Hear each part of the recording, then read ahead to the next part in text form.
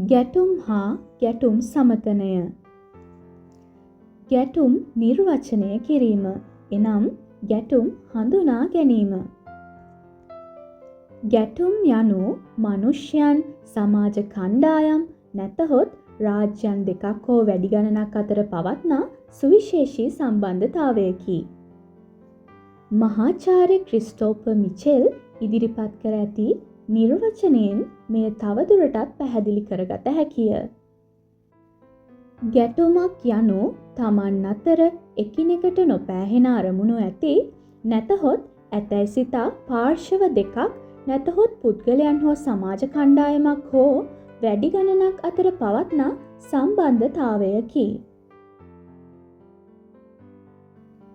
1981 වර්ෂයේදී මහාචාර්ය Christopher Mitchell විසින් රචනා කරන ලද ජාත්‍යන්තර ගැටුම්වල ව්‍යුහය නම් කෘතියේ අර්ථ විග්‍රහයට අනුව එදිරිවාදිකම්, තරඟය, ආරවුල යන මේවා ගැටුමක් කරා පරිවර්තනය විය හැකි තත්ත්වයන්ය.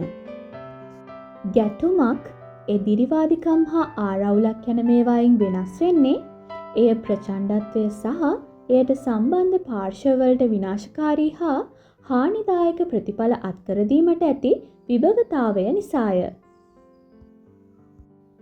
තරඟකාරීත්වය, එදිරිවාදිකම හා ආරවුල යන මේවා මනුෂ්‍ය සම්බන්ධතා අතර නිරන්තරයෙන් පවතින ඒවාය.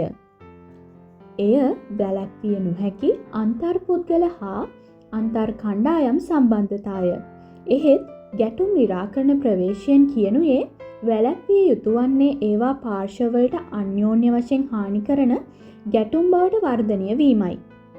ප්‍රාථමික මට්ටමින් බලන විට පුද්ගලයන් අතරද ගැටුම් හටගනී.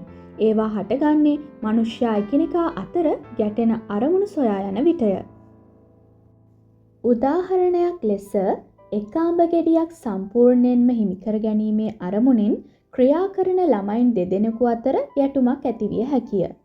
අඹ ගෙඩිය තනියම සම්පූර්ණයෙන්ම හිමිකර ගැනීම යනු එකිනෙකට සමනය කළ නොහැකි අරමුණක් නිසාය.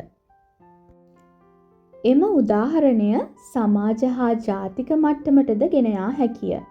සමාජ කණ්ඩායම්, ජනවාර්ගික ප්‍රජා කණ්ඩායම්, සමාජ පන්ති, ජාතීන් හා රාජ්‍යයන් අතර ආදී වශයෙන් ඇතිවන සම්බන්ධතාවලදී ගැටුම් ඇතිවන්නේ බලය, සම්පත්, ධනය, තත්ත්වයන් යන ආදී අරමුණු අත්පත් කර ගැනීමේදී ඔවුන් අතර තිබෙන සමනය කළ නොහැකිව ගැටෙන අරමුණු සහ අභිලාෂ නිසාය.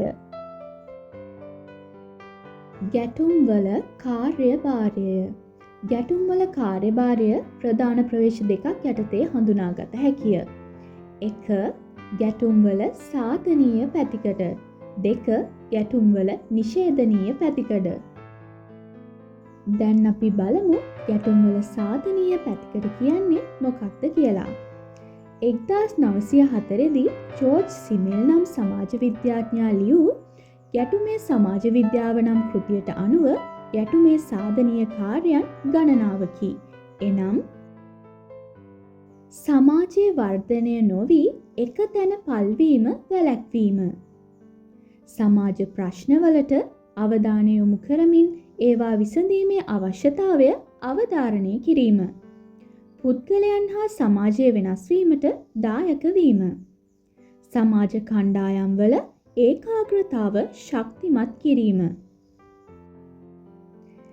ඒ වගේම 1956 දී ලුවිස් කෝසර යන සමාජ විද්‍යාඥයා ලියූ සමාජ ගැටුමේ කාර්ය නම් කෘතියට අනුව ගැටුමේ සාධනීය ප්‍රතිඵල පහත සඳහන් පරිදි හඳුනා ගන්න පුළුවන්. ගැටුම් මනාලෙස ඒකාග්‍ර නොවූ සමාජ කණ්ඩායම් අතර පවත්නා ආතතිය සමනය කිරීමට තුඩු දෙන බැවින් ඒවා සමාජ කණ්ඩායම් අතර ඒකාග්‍රතාව තහවුරු කිරීමට තුඩු දෙයි. මාක්ස්වාදයට අනුව සමාජ ඉතිහාසයේ ඉදිරි ගමනේ ගාමක බලවේගය වන්නේ පන්ති ගැටුමයි. එකිනෙකට පසමිතුරු සමාජ පන්ති අතර ඉතිහාසයේ පුරාද ඇති වී තිබෙන ප්‍රතිවිරෝධතාව නිසා සමාජ ඓතිහාසික පරිවර්තනයකට භාජනය වී ඇත.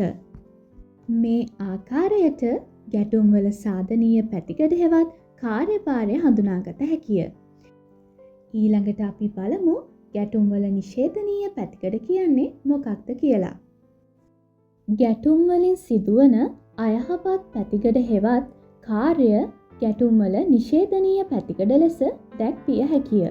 ගැටුමක සිදුවන නිෂේධනීය පැතිකඩ කිහිපයකි. එනම් ප්‍රචණ්ඩත්වය, මනුෂ්‍ය ඝාතනය, ජනඝාතනය, ආර්ථික හා සමාජ විනාශකාරීත්වය. එවැනි නිෂේධනීය ගැටුම් කිහිපයකට උදාහරණ හඳුනා ගන්න පුළුවන්. ඒ තමයි පළමුවන හා දෙවන ලෝක යුද්ධය, අන්තර්රාජ්‍ය යුද්ධ හා අවි ගැටුම්, රටවල අභ්‍යන්තරයේ සිදුවන සිවිල් යුද්ධ, ප්‍රචණ්ඩ ජනවාර්ගික ගැටුම්, ලෝක මහා බලවතුන් අතර අතිශය විනාශකාරී පරමාණු අවි ගැටුමකට මෑතක් වනතුරු තිබූ අවකාශය, ලෝක මට්ටමින් පැතිර යන ත්‍රස්තවාදී හා ත්‍රස්ත විරෝධී යුද්ධය.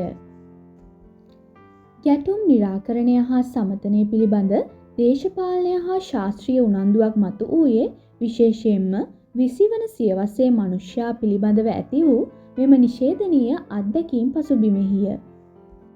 මෙම පාඩමේම තවත් එක් කොටසක් වන ගැටුම් වර්ගීකරණය කියන මාතෘකාව අපි ඊළඟ වීඩියෝවෙන් සාකච්ඡා කරමු.